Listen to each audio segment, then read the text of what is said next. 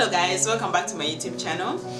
If you're new here, please subscribe, hit the notification bell so you're notified every time I post a video. And if you're a returning subscriber, hey, you're most welcome back, and thank you so much for always supporting me.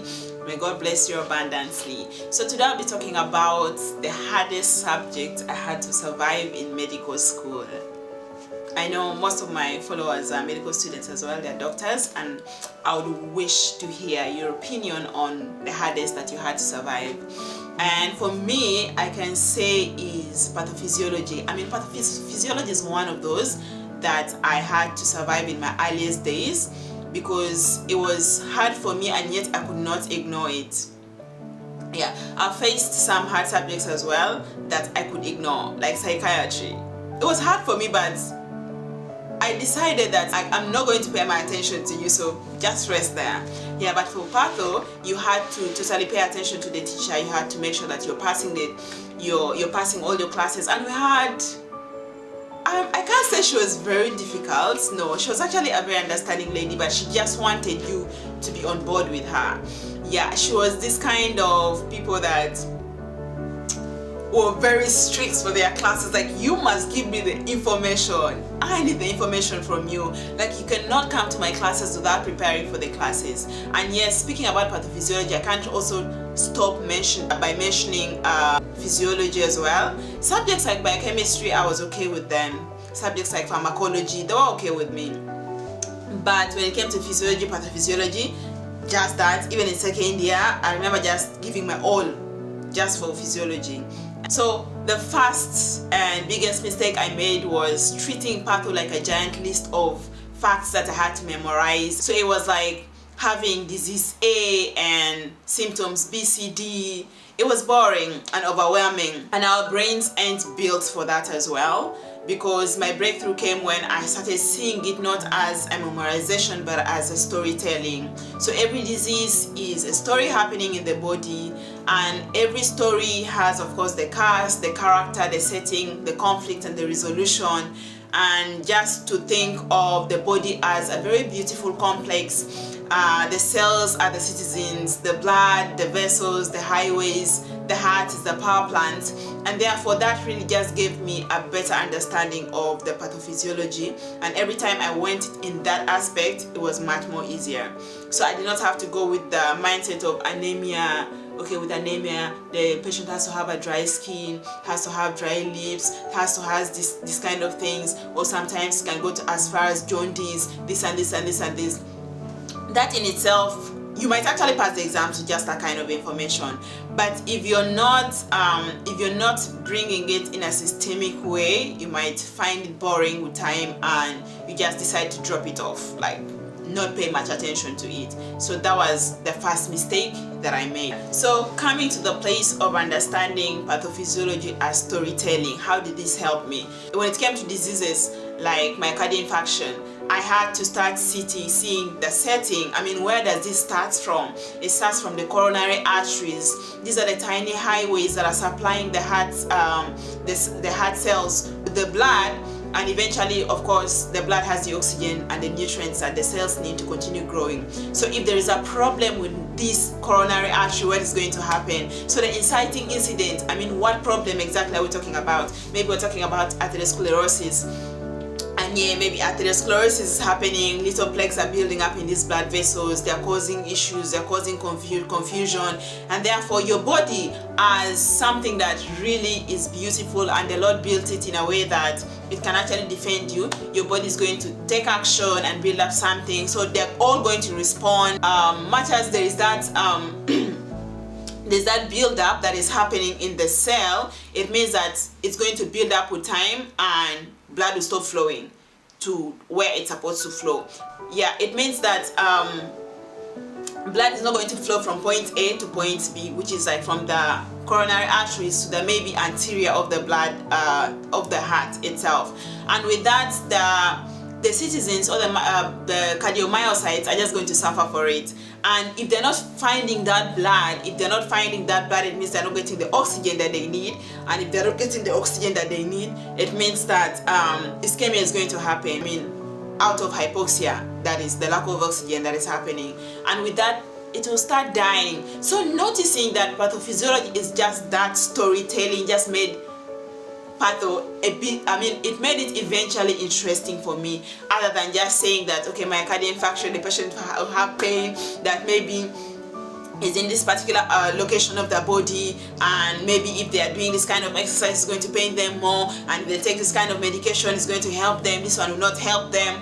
That was limiting for me and was making the subject very like, I don't want you. Yeah, so understanding that really helps me with time. And then also one challenge that I had to face, of course, like I've told you about the teacher, you have different people that are teaching you, different lecturers, and therefore you go with the lecture information of this particular teacher, and this teacher will say no. Or maybe what you're given in the lecture is limited and you had to go through the textbooks, you had to go look for more information, and maybe just have time to look for that more information, and then you go to class and the teacher is asking A, and you're like, they told us B in the lecture. So such kind of conflicts actually just made pathophysiology very hard for me, and it took me time to actually understand that, okay, our teacher likes this kind of information, she likes information from these particular textbooks, and she likes information presented to her in this particular way. So we went as far as looking for notes of seniors that had gone through her and how they recorded the information and how she wants it, and that really helped me giving her the information back. Yeah, so understanding the kind of teacher that I had and the kind of information that she requested of me helps me a lot. And also just having the timetable that was needed, understanding the different the schedule of the year. Maybe tomorrow you're doing hypersensitivity, and the other day you're maybe doing specific pathologies. It really helped me a lot, and they went a long way. And then, yeah, what else can I say? Yeah, another very hard thing that I faced in pathophysiology, I remember ECGs. See this lady, when we just started learning the ECGs, of course it was connected to the cardiovascular system. So when we started just learning about it, she warned us. She was like, ECGs are very hard, and I know of people that have had to pass it up to the exam time, and we took her for granted. But guess what? She meant every little word that she said. She meant everything, because it came a time when we did the because usually in pathophysiology, if you don't pass the written parts, I think they do not allow you to continue and do the oral part. So I don't know what happened during that class anyway. I did one ECG like that, and then she was like, okay, for this one you've passed it, for this one you've not passed it. I was like, I thought it was a joke. And then we went and I studied. I remember consulting with friends, showing me, oh, how should I read this, what is this and this, this and this and this, and the friends explained everything to me. I went to this lady, and then she asked me, I was asked, see, she had ECGs like this in front of her, and you had to interpret almost most of them, and if you just make a mistake on one, you're gone. Come back next time. I remember one time we got out of Patho Nightmare, and then I came to the pathophysiology department. I sat there and I was waiting for her to give me my Atrabotka, like, gee. I sat there, and this lady, the way she was examining the people that were ahead of me, I was like, nope, I don't want this kind of thing today. So I just packed my books, packed everything, and I left that class. It was not a class because everyone, even the people that are from the Russian medium, were also coming for that particular colloquium. Yeah, everyone was coming for that assessment to be assessed so that they can pass.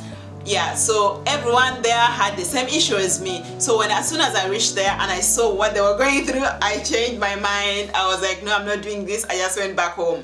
Yeah, so the next time I came, I remember speaking to one of my friends, hi Jane. I told her, I was like, okay, I'm going for the Atrabotka, but I might change my mind, so I don't know what will happen there. So she was like, you know what, just go, it's better to try, and if you make a mistake, she'll correct you, of course, and next time you do better. So that's what I did. I went, and yeah, I actually ended up passing, glory to God.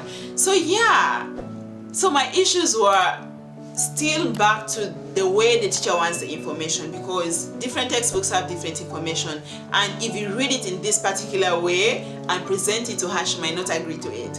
Yeah, and this is a teacher that is almost in her 80s. I think she was in her 80s anyway. She has particular literature on her head, like she has experienced this over and over again. So even if you read a new thing and you can present it to her, she might say it's not right, and you have to redo it. So yeah, we had to face those kind of challenges. But the Lord is good. We passed it to flying colors. We didn't have to go for the exams. Yes, I had an aftermath in it by the grace of God. So yeah, I'm not saying pathophysiology is the only hardest subject that I've had to face. Yeah, I've had other subjects. I've had neurology. For neurology, I think I had a very good teacher. She was so excellent in her work. She gave us everything. But she didn't really stress us like that. But my issue was just learning it. Like, I was not interested. It's not my thing. When something is not my thing, it's not my thing, and my interest is usually very, very low. So what do I really enjoy? I love to go and read my books and enjoy everything that I am doing. Like, when I put a topographic anatomy book in front of me, I enjoy it. Biochemistry, I enjoy it. Pharmacology, I enjoy it. Like, I love them. But when it comes to subjects like neurology, psychiatry, psychology, like, bro, those ones, don't bring them to me. So those are also some of the hardest subjects that I have had to survive in medical school. And yes, it's not like I failed any of them. No, I did not fail. Yeah, I did not fail any of them by the grace of God. I mean, it is Him that has helped me, so I can testify about that. And yeah, He helps me throughout. He made sure that even the ones that I didn't really get, He helped teach me. Oh, I forgot to say this. So in December, I had a colloquium to finish. I don't think it was easy yet. I think we were still learning some cell things and maybe still in pathologies. But yeah, we've had that colloquium. I did it. Yeah, I did it. And then the teacher said I did not do it. So I went to the new year with this heavy heart of, oh my God, I have to redo this colloquium. Oh my God, this and this and this and this and this and this. But during those days, because usually from December crossing to the new year, we have from 1st to like 7th or 8th, which is like a holiday, and then we resume later. During those days, brothers and sisters, I prayed. I kept praying for the heart of this woman. I was like, colloquium with this woman is very hard, and I have done it. I've gone through the hardship. There's no way I'm going to do this particular thing again. So I said no. I kept on praying to the Lord. I said, Lord, remind her that I did this particular colloquium. Like, she even appeared in my dreams. That is how serious it was, and that's how it was haunting me. So I kept on praying about it and praying about it, and then eventually, I think when the holidays were done, we went to school. So I went to her and I was like, okay, you said I did not do this particular colloquium. And of course, I was not just praying while sitting down, I was praying while studying my books as well. So I went to her and I told her that, okay, you said that I did not do this colloquium, I've come to do it. But that was what was in my mind. I was going to tell her that. As soon as I entered the door like this, she was like, oh, Tina, how are you? I said, I'm good. She was like, oh, I've seen your marks. You've done the colloquium. Why are you here? Ma'am? See, God is good. I don't mean to take you there, but yeah, there's no way I can speak about all these things and just take God out of the equation. He's always going to be a part of the equation. So that is it for me, guys. That is one of the hardest subjects I've had to survive, and how I overcame all the obstacles that were on my way. Yeah.